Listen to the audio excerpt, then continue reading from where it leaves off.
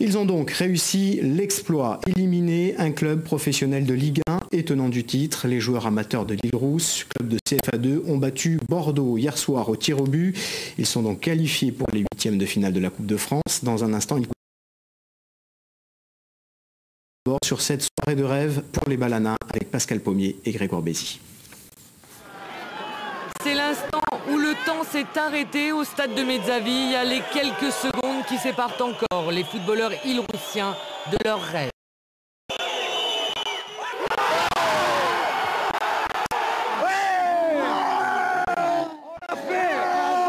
Scénario rêvé. Il n'y a pas de mots pour décrire ça, c'est énorme. C'est quelque chose d'énorme. Pas de mots, mais une réalité. Et l'histoire qu'ils ont écrite, c'est celle d'un petit club de CFA2 qui avait choisi d'arriver sans escorte au rendez-vous et dans sa bulle. Le fait d'arriver pas trop tôt, ça va permettre de rester vraiment sur le match et de minimiser tous les parasites qu'il peut y avoir autour. L'acte 1 rappellera qu'à 18 h, les barrières sont tombées. Thierry, oh Thierry, ne garde pas le ballon, on est trop mal. Au fil des minutes 90 au total, il n'y a plus ni Ligue 1 ni... L'acte 2 commencera là. Allez les gars, c'est pour nous. Leur coach l'avait prédit, le temps jouera pour eux, alors ils vont tenir jusqu'à l'épuisement. L'acte 3 mentionnera que 2 hommes se sont retrouvés dos au mur et qu'à la roulette russe des tirs au but, c'est lui qui l'a emporté parce qu'il a été impérial par 2 fois. Vous vous rendez compte de ce que vous avez fait ce soir, vous, à titre personnel? Je suis là pour ça, je l'ai fait, j'ai eu la réussite à 100%, tant mieux et voilà, tant mieux pour vous. Tu peux pas faire 120 minutes 0-0 contre une équipe de CFA2 sans leur manquer de respect, mais nous on joue tous les jours, pas eux, et de perdre contre eux, c'est pas facile à avaler. Et oui, l'épilogue est bien celui-ci. Bordeaux s'en est allé sur la pointe des pieds, laissant les Île-Roussiens ivres de bonheur.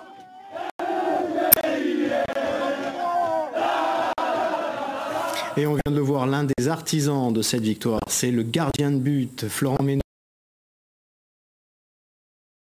Malgré un emploi du temps aménagé, dès aujourd'hui, cet employé d'EDF à Corté a repris son travail et s'est tourné. L'exploit accompli par son équipe était naturellement dans toutes les conversations. François Tortos et Francis Rombaldi l'ont suivi. Bonjour, c'est l'EDF pour la relève. Oui, allez-y, entrez. Merci. Je vous ai vu hier, au match chaud. C'est bien, vous êtes qualifié, félicitations. Merci. Des lumières d'un stade au quotidien d'un employé de l'EDF. Florent Ménot dit aussi à l'aise dans ses buts que dans son travail. À chaque instant, on lui rappelle l'exploit réalisé par son équipe d'Île-Rousse. En tant qu'amateur, tous ces discours, Tous ces téléphones. tous ces téléphones aussi. Bon, le mien, personnellement, je l'ai mis sur silence parce que j'en avais trop en fait, trop d'appels, trop de messages. Intérimaire à l'EDF, Florent Ménot y est chargé, entre autres, de relever les compteurs. Ce matin, un seul sujet de conversation, la qualification en huitième de finale de la Coupe de France et une séance de tir au but homérique. Quand il vous doubler, je vais voir l'arbitre, je lui dis j'arrête. Il me dit si j'arrête, tu passes, tu as gagné. Bon, mais je dis ça va, ok, j'arrête alors. Il s'est mis à rire, tu vois. J'ai réalisé, mais bon, après, ça reste un match de football contre une équipe, c'est sûr, de Ligue 1, mais ça a été une grande fête et on va espérer que ça va continuer encore longtemps.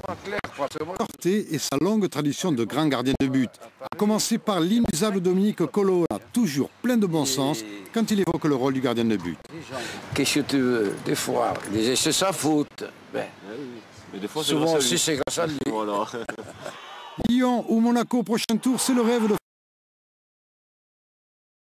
cette équipe d'Île-Rousse, comme pour mieux prolonger cette belle histoire.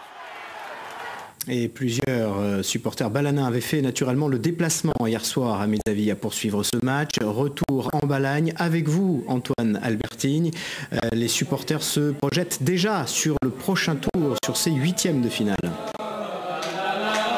Oui Stéphane, vous le pouvez l'entendre et le voir derrière moi. fois, les supporters se projettent, mais ils fêtent aussi leur victoire. Alors, ils se projettent parce que vous le savez, d'ici peu dans la soirée, il y aura le tirage au sort de finale de cette Coupe de France. Alors ici, il y a autant d'avis que de supporters. Certains souhaiteraient rencontrer Nice, d'autres Lens. Bien peu, à la vérité, souhaiteraient un derby corse face au CAB. Mais au-delà, ce qui prime ici, vous l'imaginez, c'est une immense fierté pour la petite équipe amateur d'Île-Rousse, une équipe d'amateurs, de gens qui travaillent. Vous l'avez peut-être entendu, je ne sais pas d'ailleurs si vous entendez ce que je raconte en ce moment même.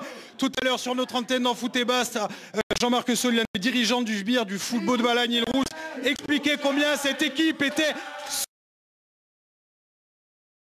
cohésion, de la solidarité, c'est pas facile, hein, de la passion aussi et de la victoire. Hier soir à Ajaccio, une victoire qu'il faudra réitérer, mais avant de la réitérer, eh bien, il faudra connaître le nom du prochain adversaire, de la prochaine équipe. Et pour ça, vous l'imaginez, ici, tous les supporters retiennent leur souffle, c'est peu de le dire. Merci Antoine et naturellement pour cette soirée très animée à l'Île-Rousse après cette qualification de leur club, le Football Corse. Donc il y aura 2 représentants en 8e de finale de la Coupe de France, vous venez de le dire.